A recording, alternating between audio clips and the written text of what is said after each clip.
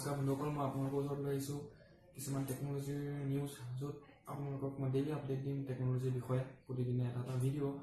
আৰু আশা কৰিছোঁ আপোনালোকে ভাল পালে লাইক, কমেণ্ট আৰু শ্বেয়াৰ কৰিব, আৰু চেনেলটো ছাবস্ক্ৰাইব কৰিব। মই ডেইলি এনেকুৱা ভিডিঅ' লৈ আহিম। আৰু ইয়াত প্ৰথম আপডেটটো হ'ল নকিয়াৰ ফালৰ পৰা, য'ত নকিয়া নিজৰ মোবাইলৰ দাম কমাইছে। নকিয়া 5 আৰু নকিয়া 8। নকিয়া 5ৰ যোৱা বছৰৰ দাম আছিলে 13,499 টকা, য'ত এতিয়া কৈ দিলে 12,499 টকা। আৰু নকিয়া 8ৰ যোনটো দাম আছিলে 34,999 টকা, তাত এতিয়া হৈ গ'ল 28,999 টকা। আৰু ইয়াৰ ছেকেণ্ড আপডেটটোহে অনাৰৰ ফালৰ পৰা, য'ত অনাৰে উলিয়াই দিলে অনাৰ 9 লাইট গ্ৰে কালাৰ। আৰু আপোনালোকে এইটো টিউজডেৰ পৰা ফ্লিপকাৰ্টত এভেইলেবল পাব। গভৰ্ণমেণ্টৰ ফালৰ পৰা 2018ত ওলোৱা বাজেটখনৰ মতে আপুনি যদি এটা মোবাইল বাহিৰৰ পৰা পাৰ্চেছ কৰে, তেনেহ'লে তাত 15% পৰা 20% টেক্স লগোৱা হ'ব।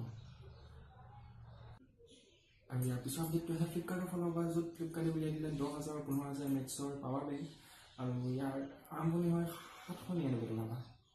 আৰু ইয়াৰ লাষ্ট আপডেটটো হ'ল এলেক্সাৰ ফালৰ পৰা, য'ত এলেক্সাই কৈছে যে আপোনালোকৰ ঘৰত যদি এটা HP প্ৰিণ্টাৰ আছে, তেনেহ'লে আপুনি ভইচ কমাণ্ডৰ জৰিয়তে আপোনালোকৰ বস্তু প্ৰিণ্ট কৰিব পাৰিব, য'ত শ্বপিং লিষ্ট বা ক'ৰবাত ডকুমেণ্টে আপোনালোকে ভইচ কমাণ্ডৰ জৰিয়তে প্ৰিণ্ট কৰিব পাৰিব।